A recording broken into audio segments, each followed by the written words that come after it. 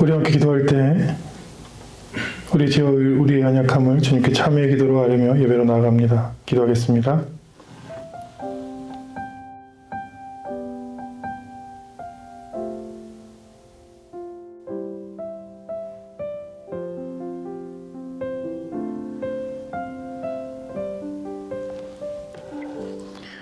그리스도 예수 안에 있는 자에게는 결코 정죄함이 없나니 이는 그리스도 예수 안에 있는 생명의 성령의 법이 죄와 사망의 법에서 너를 해방하였음이라. 아멘.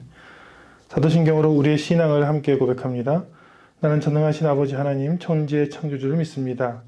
나는 그의 유일하신 아들 우리 주 예수 그리스도를 믿습니다.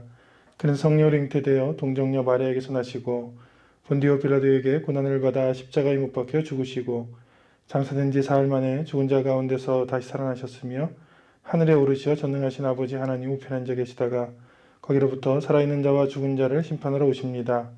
나는 성령을 믿으며 거룩한 공교회와 성도의 교제와 죄를 용서받는 것과 몸의 부활과 영생을 믿습니다. 아멘. 오늘 우리에게 주신 하나님의 말씀은 신약성경 사도행전 3장 1절로 26절 말씀입니다.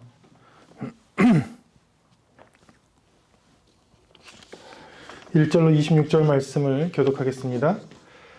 제9시 기도 시간에 베드로와 요한이 성전에 올라갈새 나면서 못 걷게 된 이를 사람들이 보고 오니 이는 성전에 들어가는 사람들에게 구걸하기 위하여 날마다 미문이라는 성전 문에 두는 자라. 그가 베드로와 요한이 성전에 들어가려 함을 보고 구걸하거늘 베드로가 요한과 더불어 주목하여 이르되 우리를 보라 하니 그가 그들에게서 무엇을 얻을까 하여 바라보거늘 베드로가 이르되 은과 금은 내게 없거니와 내게 있는 이것을 네게 주노니 나사렛 예수 그리스도의 이름으로 일어나 걸으라 하고 오른손을 잡아 일으키니 발과 발목이 곧 힘을 얻고 뛰어 서서 걸으며 그들과 함께 성전으로 들어가면서 걷기도 하고 뛰기도 하며 하나님을 찬송하니 모든 백성이 그 걷는 것과 하나님을 찬송함을 보고 그가 본래 성전 미문에 앉아 구걸하던 사람인 줄 알고 그에게 일어난 일로 인하여 심히 놀랍게 여기며 놀라니라. 나은 사람이 베드로와 요한을 붙잡으니 모든 백성이 크게 놀라며 달려 나아가 솔로몬의 행각이라고 불리우는 행각에 모이거늘 베드로가 이것을 보고 백성에게 말하되 이스라엘 사람들아 이 일을 왜 놀랍게 여기느냐. 우리 개인의 권능과 경건으로 이 사람을 걷게 한 것처럼 왜 우리를 주목하느냐. 아브라함과 이삭과 야곱의 하나님 곧 우리 조상의 하나님이 그의 종 예수를 영화롭게 하셨느니라. 너희가 그를 넘겨주고 빌라도가 너와 주기로 결의한 것을 너희가 그 앞에서 거부하였으니 너희가 거룩하고 의로운 일을 거부하고 도리어 살인한 사람을 놓아주기를 구하여 생명의 주를 주겠도다. 그러나 하나님이 죽은 자 가운데서 그를 살리셨으니 우리가 이 일의 증인이라. 그 이름을 믿음으로 그 이름이 너희가 보고 아는 이 사람을 성하게 하였나니 예수로 말미암아 난 믿음이 너희 모든 사람 앞에서 이같이 완전히 낫게 하였느니라. 형제들아 너희가 알지 못하여서 그리하였으며 너희 관리들도 그리한 줄 아노라. 그러나 하나님이 모든 선지자의 입을 통하여 자기의 그리스도께서 고난받으실 일을 미리 알게 하신 것을 이와 같이 이루셨느니라. 그러므로 너희가 회개하고 돌이켜 너희 죄 없이 함을 받으라. 이같이 하면 새롭게 되는 날이 주 앞으로부터 이를 것이요 또 주께서 너희를 위하여 예정하신 그리스도 곧 예수를 보내시리니 하나님이 영원전부터 거룩한 선지자들의 입을 통하여 말씀하신 바 만물을 회복하실 때까지는 하늘이 마땅히 그를 받아두리라. 그가 하나님께서 정하신 뜻과 미리 아신 대로 내준 바 되었거늘 너희가 법 없는 자들의 손을 빌려 못 박아 죽였으니 하나님께서 그를 사망의 고통에서 풀어 살리셨으니 이는 그가 사망에 매여 있을 수 없었음이라. 다윗이 그를 가리켜 이르되 내가 항상 내 앞에 계신 주를 배웠으며 나로 요동하지 않게 하기 위하여 그가 내 우편에 계시도다. 너희는 선지자들의 자손이었도 하나님이 너희 조상과 더불어 세우신 언약의 자손이라. 아브라함에게 이르시기를 땅 위의 모든 족속이 너의 씨로 말미암아 복을 받으리라 하셨으니 하나님이 그 종을 세워 복 주시려고 너희에게 먼저 보내사 너희로 하여금 돌이켜 각각 그 악함을 버리게 하셨느니라. 아멘. 봉독한 말씀과 드려진 봉헌을 위해서 함께 기도합니다. 살아계시고 우리 삶 가운데 함께 하시는 우리 아버지 되시는 하나님 참으로 감사합니다. 죄로 인해 죽을 수밖에 없는 죄인을 주님께서 아시며 또 택정하시며 부르시며 예수님 십자가를 통해 우리 죄를 사하시고 하나님의 복된 자녀로 우리를 삼아 주셨습니다. 이 은혜를 생각할 때마다 감사와 찬양과 영광을 하나님께 올려드립니다.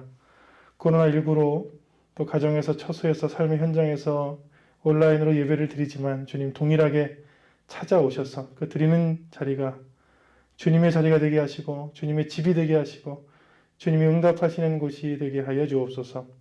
속히 이 재앙을 거두어 주셔서 주님께서 우리에게 주신 그 재앙의 큰 참뜻을 그 깊은 뜻을 깨달아 알게 하시고 또 봉독한 말씀처럼 나사렛 예수 그리스도 이름 그 권능의 이름을 의지하여 살며 승리하며 구원받는 주의 자녀가 되게 하여 주옵소서.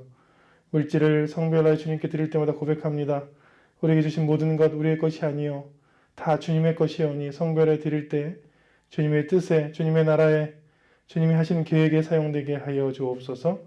이 모든 것을 주님께 의지하오며 예수님 이름으로 기도합니다. 아멘. 할렐루야. 아멘. 예배 드리는 주의 자녀들 말씀을 통해 하나님께서 주시는 힘을 공급받으시기를 축원합니다. 아멘. 1999년 22년 된 일인데 아주 어제 일어난 것처럼 아주 선명합니다. 희대의 탈옥범 신창원이 1999년 7월 16일에 검거되는데 무려 한 3년 정도 약 908일간 도망 다녔어요. 이 사람은 이제 젊었을 때 강도, 살인 등 다수 아주 흉악한 범죄를 저지르고 무기징역에 처해 있는데 이제 더 이상 삶에 소망이 없잖아요. 젊은 시절에 이제 감옥에서 평생 살아야 되니까. 그랬더니 여러 가지 이제 술수를 써서 탈출을 한 거예요. 잡혀서 물어봤어요. 왜 이렇게 죄를 짓게 되었느냐 했더니 말하는 게 초등학교 5학년으로 돌아가는 거예요. 저희 첫째가 초등학교 5학년인데 초등학교 5학년 때 선생님이 이 창원이에게 창원아 돈도 안 가져왔는데 뭐하러 학교 왔냐 하고 욕을 했다는 거예요. 그때 마음속에서 악마가 태어났다. 본인은 이렇게 얘기합니다. 또 다른 비슷한 고백, 이 신차원의 고백 중에 보면 여기는 막 굉장히 욕설이 적나라하게 적혀 있어요. 초등학교 선생님이 넌 착한 놈이다 하고 한 번만 머리를 쓰다마 쓸어주셨으면 여기까지 오지 않았을 것이다. 5학년 때 선생님이 입에 담을 수 없네요. 이 상놈의 XX야 하고 돈 안 가져왔는데 뭐하러 학교 와? 빨리 꺼져 하고 소리쳤는데 그때부터 마음속에 악마가 생겼다. 이렇게 고백했어요. 사람이 누구를 만나느냐가 굉장히 중요한데 신창원은 굉장히 불우한 가정에서 또 좋지 못한 선생님을 만나서 그런 나쁜 영향을 이제 받았다 하고 아마도 지금도 감옥에 있을 것입니다. 반대로 이제 체육 선생님이 했던 고백인데 이 사람이 고등학교 1학년 때, 2학년 때 이제 자살을 할까 생각했는데 하도 아이들이 자기를 괴롭혀서 왕따였는데 그거를 선생님께서 얘기를 했대요. 근데 선생님한테 얘기를 했더니 누가 너를 때리느냐 해서 때리는 애들 이름을 댔더니 그 애들을 다 교무실에 불러서 얘네 불러서 너희 서로 화해해 했다는 거예요. 그 사건으로 교실 들어가서 걔네한테 더 두들겨 맞았대요. 그런데 이제 고3 때 선생님 얘기하는데 고3 때 선생님이 그 사건을 아시고 그 아이들을 혼내고 또 같이 있는 학생들에게 야 다른 애가 다른 사람 괴롭히는 니들 가만히 있냐? 하면서 학생들 혼내면서 이 친구를 데리고 다니시면서 너 꿈이 뭐냐? 했더니 꿈이 없다고 그냥 자살하고 싶다고 했더니 너 나처럼 체육 선생님 되라 하고 체육관을 등록해서 선생님이 같이 다녀줬다는 거예요. 그래서 고3 때 처음으로 꿈이라는 거 생겼어요. 나도 저 선생님처럼 체육 선생님이 되고 싶다. 그래서 열심히 공부해서 체육 선생님이 됐다는 이야기가 좀 비슷한데 결말이 다르죠. 어떤 사람은 정말 그 사람 때문에 내가 악마가 되었다 하고 어떤 사람은 내가 진짜 자살해 죽을 뻔했는데 선생님 때문에 내가 이렇게 잘 되었다. 그래서 인생은 결국 누구를 만나느냐가 굉장히 중요합니다. 누구를 만나고 누구를 따르고 누구를 믿느냐 그게 내 인생의 거의 대부분이에요. 오늘 말씀에 보면 한 미문에 있는 장애를 가진 거지죠. 거린이 베드로와 요한을 만납니다. 이게 굉장히 중요해요. 베드로와 요한을 만나서 삶이 변한 이야기예요. 근데 처음에는 그냥 이거예요. 그가 그들에게서 무엇을 얻을까? 돈이죠. 그냥 돈이라도 좀 몇 푼이라도 받았으면 좋겠다 이렇게 했는데 그런 게 아니에요. 베드로와 요한은 물론 그 당시에 돈도 없다고 고백했지만 예수님을 만난 사람이었고 이 사람에게 예수님을 전해주고 싶었어요. 그러니까 이 사람은 사실은 무엇을 얻을까 해서 그들을 불렀지만 그 계기를 통해서 베드로와 요한을 만나고 말씀을 만나고 예수님을 만났던 그 사건이 바로 오늘 사도행전 3장의 말씀입니다. 그럼 베드로와 요한은 어떤 주님을 만났냐? 제가 누가복음 5장을 적었는데 이런 예수님을 만났어요. 예수의 소문이 더욱 퍼지며 수많은 무리가 말씀도 듣고 자기 병도 고침을 받고자 하여 모여오되 예수는 도리어 물러가서 한적한 곳에서 기도하시니라. 이게 굉장히 이례적인 말씀인데요. 뭐냐면 많은 사람들이 병 고침과 말씀을 통해서 수많은 무리가 모여들었다는 거예요. 지금으로 얘기하면 막 사람들이 모여드니까 힘이 생깁니다. 우리나라가 그런 경험을 했죠. 뭐냐면 교회들이 굉장히 부흥하는 그런 경험을 했습니다. 70년, 80년, 90년, 2000년을 들면서 교회들이 엄청난 대형 교회가 되고 많은 사람들이 몰려들고 소문이 퍼지고 병 고침 받기 위해서 말씀 듣기 위해서 모여들었는데 오히려 예수님은 그 길을 떠났다는 거예요. 이상하지 않습니까? 그러니까 예수님의 사역은 사역이지만 사역 중심은 아니에요. 그게 무슨 얘기냐면 사역을 더 키우기 위한 사역이 아니라 근본적인 것을 고민하는 거예요. 많은 사람들이 모이니까 잠깐 나에게 시간을 줘라 하고 도리어 사람들을 떠나서 한적한 곳에 가서 기도하시고 하나님과의 교제를 가졌던 그 예수님을 베드로와 요한이 만났던 거예요. 근데 지금 한 간사님의 사역을 들었는데 일과 사역 중심에서 사랑과 사랑 중심으로 변화되는 뭐 건데 지금 코로나19 시대에 교회에 주는 메시지가 뭐냐? 제가 한 얘기가 아니라 제가 금주에 권사님들을 뵀는데 권사님들께서 하신 말씀이고 약 한 70세 되신 권사님께서 뭐냐면 예전에는 그냥 교회 일이 단 줄 알았대요. 교회 일을 많이 하면 구원받고 교회 일을 많이 하면 칭찬받고 교회 일을 많이 하는 게 담임 목사님도 좋아하시고 하나님도 좋아하시는 일이라 확신했다는 거예요. 근데 코로나19로 이제 못 가잖아요, 교회를. 그러니까 이게 뭐가 중심일까? 뭐가? 만약에 사역 중심이라면 예수님도 그 많은 사람들에게 더 많은 사역을 하고 더 많은 단체를 키우고 더 많은 사람들을 모집했겠죠. 그런데 주님께서 일과 사역 중심이 아니라 하나님을 사랑하고 하나님의 뜻을 깨달아 알고 또 그 뜻을 실천하는 그 원리, 더 본질적인 것에 대한 고민이 있었잖아요. 그래서 그런지 그의 제자들도 이렇게 합니다. 오늘 1절에 보면 베드로와 요한이 사람들 사역 중심이 아니라 시간이 되니까 누가 시켜서 한 게 아니라 기꺼이 9시 기도 시간에 오후 3시에 베드로와 요한이 성전에 올라가는 장면을 보는데 저는 여기서 누가복음 5장의 장면이 보여요. 뭐냐면 예수님을 만나서 배웠던 예수님의 제자들이 성령을 받은 후에도 사역 중심이 아니라 시간이 되면 한적한 곳에 가서 하나님의 뜻을 찾고 하나님과의 교제를 하는 것을 가장 중요한 것으로 여기고 그리고 그것을 통해서 사역의 현장에 나가는 베드로와 요한은 주님을 닮았죠. 주님을 만났기 때문에 그렇게 했죠. 그런데 지금의 교회들은 누구를 만난지를 잘 모르겠어요. 그리고 제가 이 한 앙케이트 조사를 보고 좀 놀란 것이 있습니다. 목사님들은 이렇게 얘기해요. 보통 코로나 때문에 신앙이 다 죽었어. 코로나 때문에 이미 죽었고 코로나 끝나면 아무도 교회에 돌아오지 않을 거야. 그런데 코로나19 이전과 비교해 현재 교인들의 신앙 상태를 교인들에게 물어봤습니다. 근데 거의 62% 그 교인들이 내 신앙은 전혀 변함이 없다 이렇게 얘기했어요. 대부분들이. 그리고 놀라운 것은 23%는 심지어 신앙이 성장했다. 이게 코로나 2년 동안 오히려 내 신앙이 성장했다. 신앙이 감소했다고 대답하는 사람은 16%에 불과했습니다. 그래서 이게 놀란 거예요. 목사님들이 모이면 그렇게 얘기 안 하거든요. 목회자들은 이 코로나 때문에 그냥 다 끝났어. 이 사람들이 수요 예배, 금요 예배 안 오니까 이제 신앙은 없어질 거야. 새벽에 안 모이니까 이제 없어지고 이렇게 생각한단 말이에요. 그러지 않습니다. 왜냐하면 무엇인가 많이 하고 무엇인가 사역을 많이 하고 봉사를 많이 하고 출석을 많이 한 중심의 사역이 아니었어요. 성경의 사역들은 도리어 조용히 하나님과 관계를 먼저 맺는 그 자유죠. 그 자유 안에서 신앙의 본질이 자라는 거죠. 그래서 저도 사실은 이 그래프를 보고 놀랐어요. 성도님들은 변화가 별로 없구나. 오히려 신앙이 성장했다고 고백한 사람이 신앙이 감소했다고 한 사람보다 많은 그런 2년이었어요. 그러니까 이 쉼은, 코로나 시대의 쉼은 무엇이냐?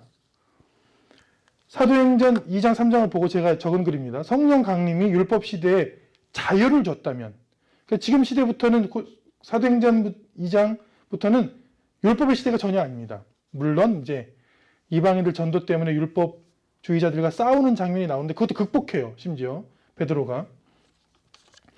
율법 시대에 성령 강림이 자유를 줬다면 이 코로나 시대의 쉼, 2년 동안의 쉼은 율법적인 신앙에서 성도님들께 자유를 줬다고 저는 생각합니다.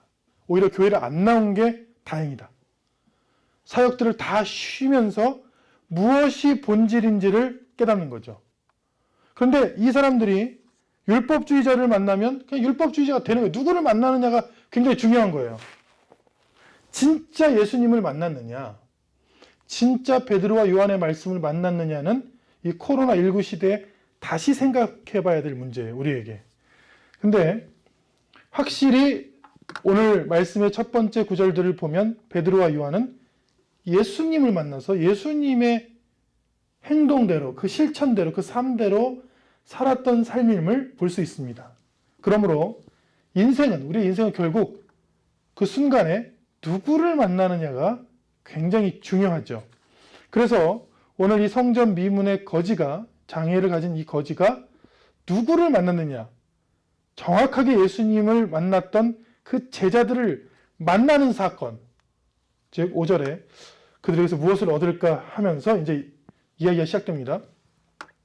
나면서 못 걷게 된 사람들이 메고 오니 이는 성전에 들어가는 사람들이 구걸하기 위해서 날마다 미문이라는 성전문, 그러니까 성전에 들어가지 않고 성전 밖에서 이제 돈을 구걸하는 거죠.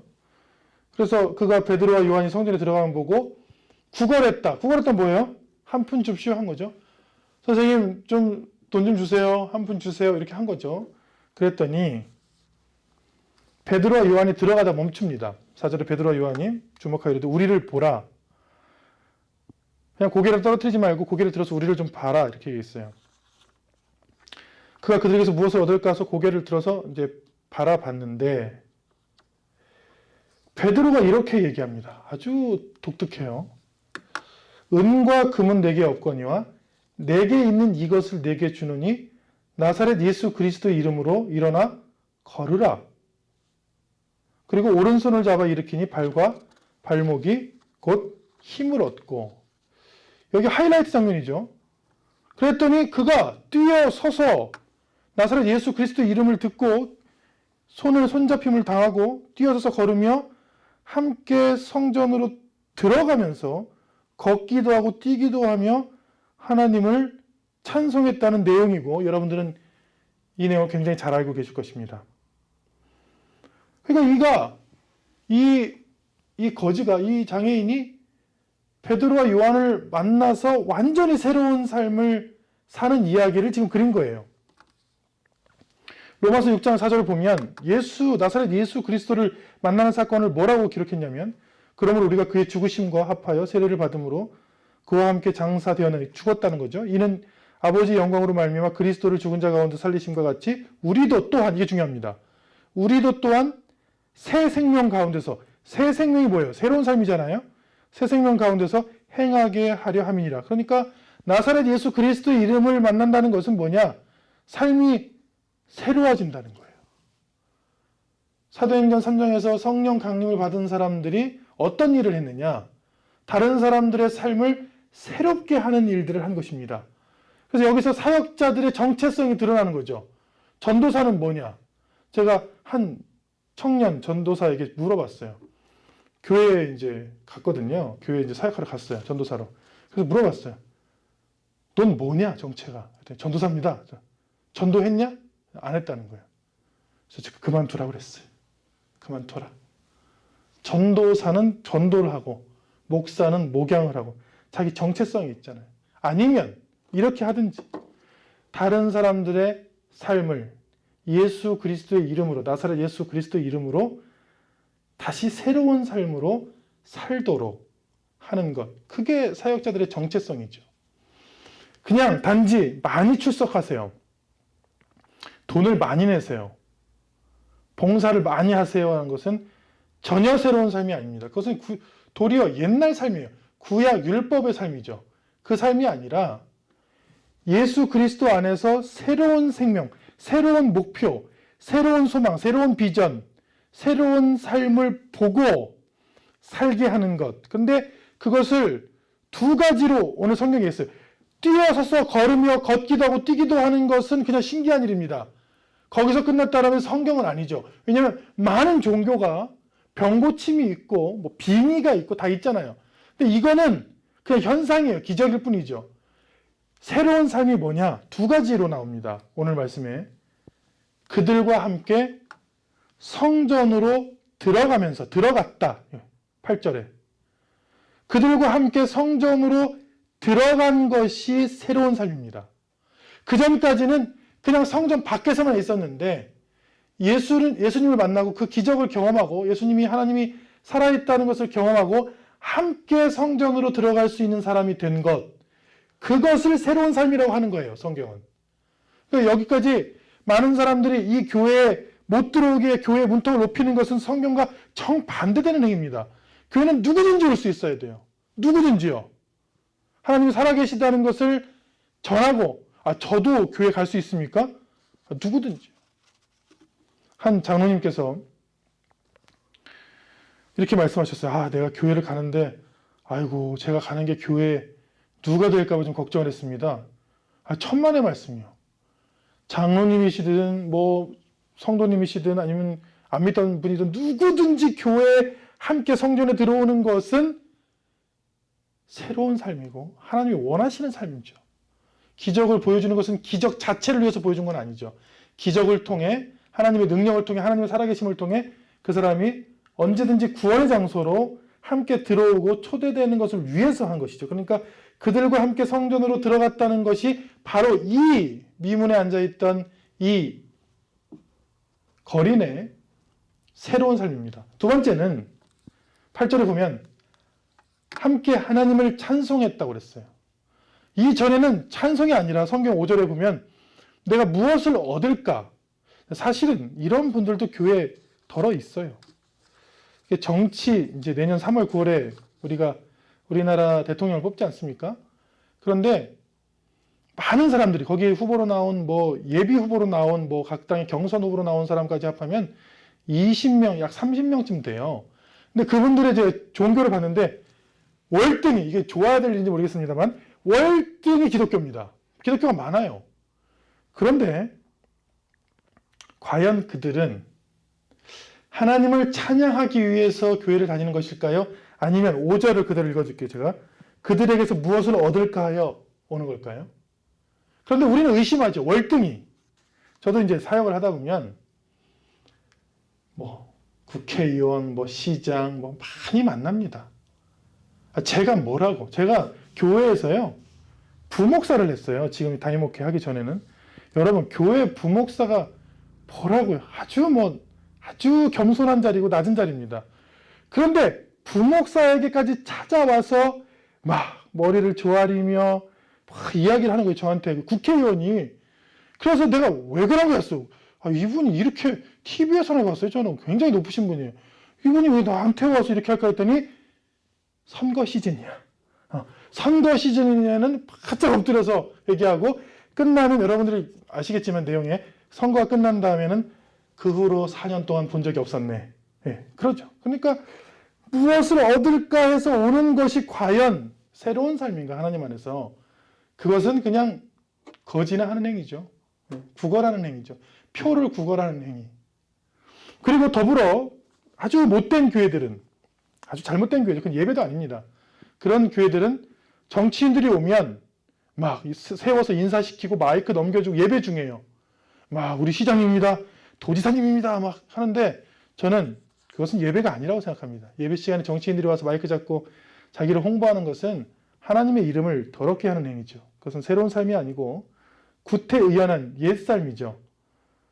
오늘 새롭게 하시는 역사는 뭐냐면 함께 무엇을 얻을까 했던 삶에서 그냥 함께 하나님을 찬양하는 삶으로 바뀌었다는 거예요. 여러분들도 한번 생각을 해봐야 돼요. 내가 교회를 무엇을 얻을까 해서 가는가? 물론 그렇게 갈 수도 있습니다. 순수한 신앙으로 많은 사람들이 주님께 왔던 것처럼 눈을 뜨게 해주세요. 병을 낫게 해주세요. 혈류병을 낫게 해주세요.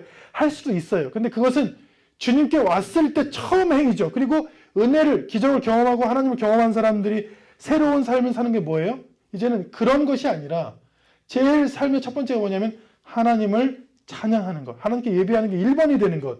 그게 바로 새로운 삶입니다. 저 여러분들이 함께 구원의 자리로 들어가고 함께 하나님을 찬양하는 것이 삶의 첫 번째가 될 줄로 믿습니다. 아멘. 베드로가 이렇게 얘기했죠. 나사렛 예수 그리스도의 이름으로 그 은과 금은 내게 없거니와 내게 있는 것으로 내게 주노니 곧 나사렛 예수 그리스도의 이름으로 걸으라. 즉 우리의 인생은 누구를 만나느냐, 결국에는 순간에 누구를 만나느냐에 달렸는데 나사렛 예수님의 그 능력을, 주님을 만나느냐 안 만나느냐가 우리의 삶의 목적, 우리의 삶의 방향, 우리의 삶의 전환점을 전부 좌지우지합니다. 5절 말씀에 그들에게서 무엇을 얻을까 해서 바라보고 기적을 경험하는데 기적의 목적이 이제 확실히 나와요. 뭐냐면 이 기적을 다른 사람들이 보고 베드로와 요한이 못 가게 이제 나은 사람이 베드로 요한을 붙잡았어요. 그랬더니 모든 백성이 크게 놀라고 막 솔로몬의 행각에 막 수천 명이 모였어요. 그랬더니 베드로가 이렇게 얘기합니다. 이것도 참 주님을 닮은 모습이에요. 백성들에게 말하되 이스라엘 사람들아 왜 이를 놀랍게 여기느냐? 우리 개인의 권능과 경건으로 이 사람을 걷게 한 것처럼 왜 우리를 주목하느냐? 말씀해 보면 왜 이게 우리 개인의 권능과 경건인 것처럼 우리를 보느냐? 이 얘기는 아주 간단하죠. 기적을 하나님께서 주신 것은 사람을 보라고 주신 것이 아니에요. 주님을 보라고 한 거예요. 주님을. 근데 더러 교회가 하나님이 주신 기적으로 말미암아 돈을 벌려고 하거나 권력을 취하려 하거나 큰 집단이 되려고 하는 것은 이 말씀과 정면으로 위배됩니다. 즉 하나님께서 우리에게 기적을 주시고 병고침을 주시고 삶을 주시고 은사를 주시는 것은 하나님을 바라보라고 한 거예요. 주님의 이름을 바라보라. 그래서 베드로가 그것이 걱정이 돼서 기도할 때 나라 이렇게 기도한 게 아니라 내가 한 게 아니고 나사렛 예수 그리스도의 이름으로 기도하라 한 거예요. 그러니까 여기에서도 사역자들의 실천 지침이 드러납니다. 뭐냐면 설교를 하든 찬양을 하든 봉사를 하든 전도를 하든 어떤 것을 하든 자기 이름으로 하지 말라는 거예요. 누구 이름으로 하라는 거예요? 예수님의 이름으로 하라는 거예요. 제가 여러 번 간증했지만 제가 선교 사역지에 갈 때마다 참 가슴 아픈 일이 있어요. 선교 사역지에 가면 한국 교회가 해놓은 일들이 굉장히 많이 있습니다. 거기에 학교도 지어주고 교회도 지어주고 많이 지어졌어요. 근데 그 지어준 머릿돌에다가 꼭 자기 이름을 크게 적어. 가서 기분이 확 상해서 왔어요. 선교지에 갔는데 거기 그걸 지어준 담임 목사 이름을 그냥 대문짝만하게 써놓은 거예요. 거기다가. 그래서 성경은 나사렛 예수 이름으로 하라고 했는데 이 사람은 자기 이름으로 하는구나. 자기 이름으로. 베드로가 뭐라고 했습니까? 왜 나를 주목하느냐? 왜 우리를 주목하느냐? 이건 개인의 권능과 경건이 아니고 오직 하나님의 이름, 오직 예수님의 이름, 그 능력으로 한 것이다. 거기를 봐라. 그러니까 기적을 주신 이유를 알겠죠? 기적을 보지 말고 누굴 보라는 거예요? 예수를 보라는 거예요. 교회 와서 목회자를 보지 말고 교회 규모를 보지 말고 다른 껍데기를 보지 말고 오직 우리에게 능력을 주시는, 치유를 주시는, 권능을 주시는 새로운 목표와 삶과 소망을 주시는 예수를 바라봐라. 그게 오늘 이 기적을 주신 목적이죠. 그래서 찬양 중에 이런 찬양이 있잖아요. 주님의 이름이, 주님의 이름만이, 오직 주의 이름만 이곳에 있습니다. 이 찬양이 오늘 말씀에 가장 잘 어울려요. 오늘 말씀을 읽고 기적이 생각나면 안 돼요. 그 기적의 역사하신 주님의 이름만 남아있어요. 와, 이 모든 것이 나사렛 예수의 이름으로 되는구나. 나사렛 예수의 이름을 만나면 사람의 삶이 바뀌는구나. 삶이 바뀌고 생각이 바뀌고 목표가 바뀔 수 있구나. 우리가 누구를 만나느냐가 인생의 가장 큰 문제라고 했습니다. 그때 만날 이름이 바로 예수님의 이름이죠. 예수님이죠. 인생은 결국 순간에 누구를 만나느냐가 굉장히 중요합니다. 그때 내게 무엇이 이득이 될까 하면 기적만 끝까지 찾는 사람이 돼요. 그런데 내게 무엇이 이득이 될까 왔다가 하나님을 만나고 내가 하나님께 어떤 기쁨이 될까라고 생각이 바뀌는 것이 성숙한 신앙입니다. 어린아이로 한번 비교해 볼게요. 어렸을 때는 아빠 나한테 뭐 해줄 거야? 내서 뭐 해줄 거야 하다가 철이 들면 내가 아빠 엄마에게 무엇을 해주면 기뻐하실까? 그렇게 생각이 든 게 철이 든 것이고 성숙한 것이고 성장한 것이라고 얘기할 수 있잖아요. 마찬가지죠. 베드로와 요한이 성령을 통해 훈련을 통해 얼마나 성숙한 사람이냐면 사람들이 야 진짜 대단하다. 어떻게 안진뱅이를 일으키고 이런 능력을 했냐 했더니 우리가 한 게 아니다 하고 사도행전 2장과 동일해요. 아주 길게 말씀을 해요. 아주 긴 말씀을. 그러니까 자기 자랑을 하지 않아요. 자기의 카리스마를 드러내지 않아요. 뭐냐면 그 모인 사람들에게 13절부터 26절까지 계속 예수님에 대한 설교만 해요. 그러니까 목적이 뭐예요? 기적의 목적이? 예수님이죠. 이 기적을 통해서, 이 사역을 통해서, 이 능력을 통해서, 교회를 통해서, 모든 사역들을 통해서 오직 예수만 바라보라 한 것이 사도행전 3장의 핵심 메시지입니다. 기적을 보지 말고 그 뒤에 기적을 주시는, 그 능력을 주시는 예수님을 바라보라는 것이죠. 그래서 13절부터 26절까지 굉장히 긴 말씀을 하시고 이 결론 부분에 모든 족속이 너의 씨로 말미암아 믿음의 씨죠. 아브라함 복을 받을 것이고 그리고 이 기적을 경험하면 너희로 하여금 돌이켜 각각 그 악함을 버리게 하시는 그 복이 있을 것이다. 즉 처음부터 아주 자세히 이렇게 다시 복귀하자면 뭐가 나한테 이득이 될까라고 그냥 단순히 살았던 사람이 하나님을 만나고 예수 그리스도의 이름을 경험하고 구원을 받고 그냥 나에게 뭐가 이득이 될까, 나한테 무엇이 편할까, 나한테 어떤 게 돈이 될까라고 생각하는 삶에서 하나님을 찬양하고 함께 성전에 들어가기를 좋아하는 사람으로 바뀌었던 이야기가 바로 사도행전 3장이라고 할 수 있습니다. 그러므로 말씀을 전체를 보면서 기적을 보지 말고 예수님을 바라봐야 합니다. 나사렛 예수 그리스도 그 이름을 바라봐야 돼요. 예수님을 바라봐야 돼요.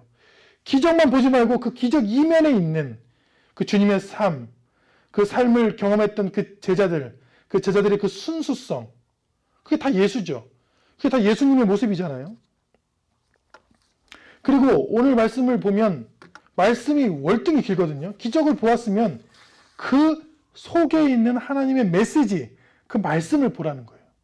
기적을 경험하면 도대체 나에게 무슨 말씀을 주실까? 25절, 26절의 말씀을 다시 한번 생각해 보라. 모든 족속이 믿음으로 말미암아 복된 사람이 될 것이다. 그리고 너희가 각각 돌이켜 그 악함을 버리고 하나님께 돌아온 일들이 있을 것이다. 하나님의 살아계심을 경험하면. 기적을 본 후에는 돌이켜 회개의 삶을 살아라. 결론은 이것입니다. 기적이 기적이 아니라 예배와 찬양의 삶이 바로 기적이다. 그냥 태어나서 나한테 뭐가 유리할까? 나 그냥 내 개인적인 이기적인 그냥 나한테만 유리한 것만 생각하는 삶에서 하나님을 찬양하고 예배하고 하나님을 사랑하고 이웃을 사랑할 수 있는 사람이 된 것, 그 자체가 기적이라는 거예요. 사도행전 3장은 우리에게 기적의 말씀을 전해주시는 것은 맞습니다. 안진뱅이가 일어난 기적이 확실해요. 그러나 그 기적을 통해 우리가 얼마나 기적의 삶을, 찬양의 삶을, 예배의 삶을 살 것인가, 많은 사람들과 손을 함께 붙잡고 성전에 들어오는 삶을 살 것인가, 각각 돌이켜 악을 떠나 하나님이 기뻐하시는 삶을 살 것인가라는 그 새로운 삶에 대해서 이야기하고 있죠. 오늘 말씀을 듣고 여러분의 삶이 기적의 삶이 되기를 축원합니다. 오늘 삶을 듣고 여러분의 삶이 기적의 삶이 돼서 하나님이 기뻐하시는 삶이 되기를 축원합니다. 여러분의 삶이 예배와 찬양과 다른 사람의 손을 붙잡고 함께 주님께로 나아오는 복된 삶이 되시기를 축원합니다. 아멘. 기도하겠습니다. 살아계신 하나님 감사합니다. 사도행전 3장 말씀을 통해 우리에게 하나님의 기적을, 나사렛 예수 그리스도 이름, 그 이름의 기적을 보여주셨습니다. 그 기적을 경험한 그 미문에 앉아있던 안진뱅이는 일어나 함께 성전에 들어가며 함께 하나님을 찬양하는 사람이 되었습니다.